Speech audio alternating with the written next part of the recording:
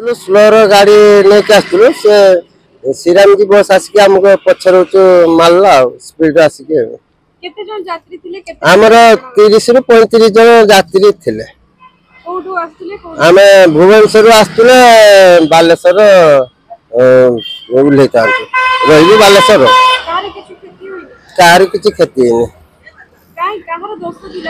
नहीं श्रीराम जी बस है दोष से आम तो ब्रेक हम से स्लो करके पारे से जोर आसिक आम पछर मारी धक्का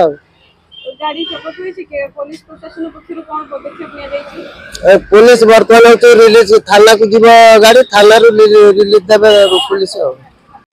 बालेश्वर सहर डीआईसी छक निकटरे दुईटी बस मध्य धक्का होई बस गुड़िक भांगी जाइथिले मध्य गोटिए बस रे थिबा समस्त यात्री अल्पके भर्ती जाइछंती।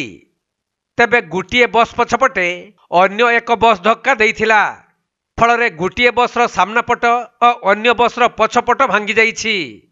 मिलिथिबा सूचना अनुसार श्रीराम जी नामक एक बस फिटनेस जांच करिबा पई बालेश्वर आरटीओ ऑफिस को जाइथिला।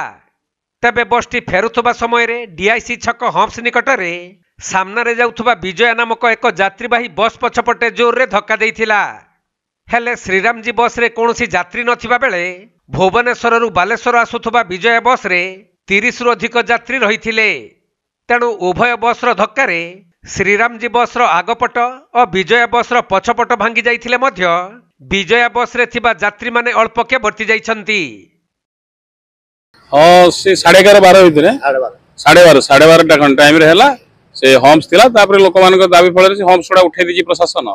केते भीड़ होइतिला कि रास्ता जाम होइतिला केते समय धरि प्रॉब्लम? हाँ आधा घंटे पकापकी भीड़ थिला तापर ट्रैफिक आसी के भीड़ कंट्रोल करी करी समस्त दुईटी बस मध्ये धक्का है दुईटी बस मध्ये कहार दोष थिला बोली माने श्रीराम जी बस आगर थिला पछर थिला राइट विजय बस आगर थिला पछरे श्रीराम जी आसी बाजी छी।